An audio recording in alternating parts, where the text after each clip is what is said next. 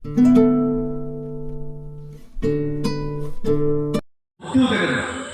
বাড়ির কাছে যদি গোসাপকে কেউ ধরতে আসে তাকে সরাসরি দাঁড় করিয়ে থানায় ফোন করে তাকে অ্যারেস্ট করা বা তাকে বকে তাড়িয়ে দেবে।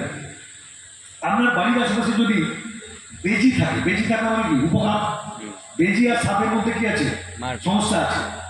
বেজি থাকলে সাপ থাকবে না, মানে সাপকে সে দূরে সরাবে। এক নম্বর, ডিম থেকে বাচ্চা সাপের বিষে মরে, তারপর সাপ বাচ্চা দিচ্ছে, বিশেষত সাপের যত্ন করতে দিতে হবে।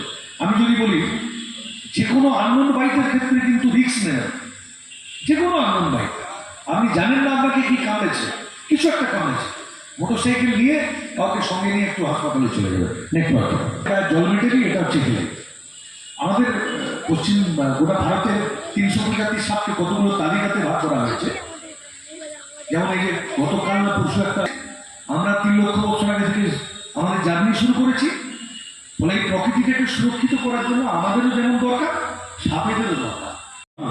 ফলাইন বিষ বেশ লম্বা সাপ, নেটের দ্রুত দৌড়ায়, বাড়ির আশেপাশে ইঁদুরের খুঁজে করে। এরা সাপেদের বাস্তুতন্ত্রের গুরুত্বটা দুটো জায়গায় আছে। একটা হচ্ছে ওরা ইঁদুর খেয়ে ফসলের সুরক্ষা দিচ্ছে, আরেকটা হচ্ছে ওদের বিষ থেকে এই যে স্ট্রোক হয়ে যায়, সাপের বিষ থেকে তৈরি হওয়া মেডিসিনটা, ওই যে ব্লাডটা স্ট্রোক হওয়া মানে তো ব্লাডটা ক্লট করে যায়, জমাট বেঁধে যায়, ওই ব্লাডটাকে তরল করতে সাপের বিষ থেকে তৈরি হওয়া ওষুধটা খায়, বিষ থাকে না।